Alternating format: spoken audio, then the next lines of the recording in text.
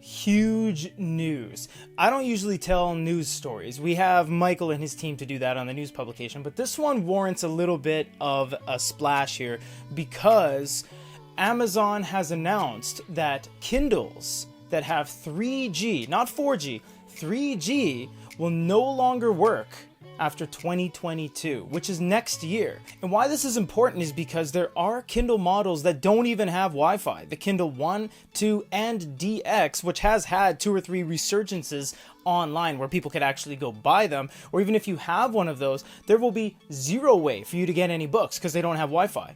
As for anything else, anything prior to 2017 will not have access to any wireless connectivity outside of Wi-Fi. Now, you will still be able to use Wi-Fi if you're in a Wi-Fi area, but data services will be gone.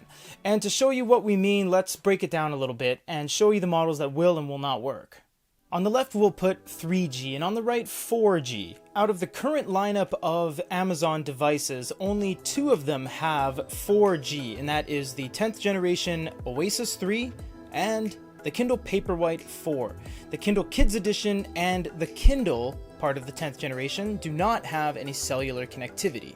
Now, like we said, 2017 and before, it's a lengthy list. Things like the Kindle Oasis 2, the Kindle 8, the Kindle Oasis, the Paperwhite 3, the Voyage, the Kindle 7, the Paperwhite 2, the Paperwhite, the Kindle 5, the Kindle Touch, the Kindle 4, and the Kindle Keyboard. All of those will have 3G that will no longer work. Now, there are a couple devices that we said will not be able to work in any capacity, and that includes the DX, the Kindle 2, and the Kindle. This is kind of important because if you live in a metropolitan area where you have Starbucks and McDonald's and free Wi-Fi travel hotspots, that's fine. You can connect to, you just go on Wi-Fi and you say connect as a guest, click here to sign in, enter your email, whatever the case may be. But people that rely on those remote areas that don't have Wi-Fi access, that rely on wireless connectivity, cellular connectivity via the data they supplied you, you will no longer be able to access that. And why, again, this is important is because these devices cost sometimes $80 to $150 more for the cellular data variant. So to buy the 3G or 4G model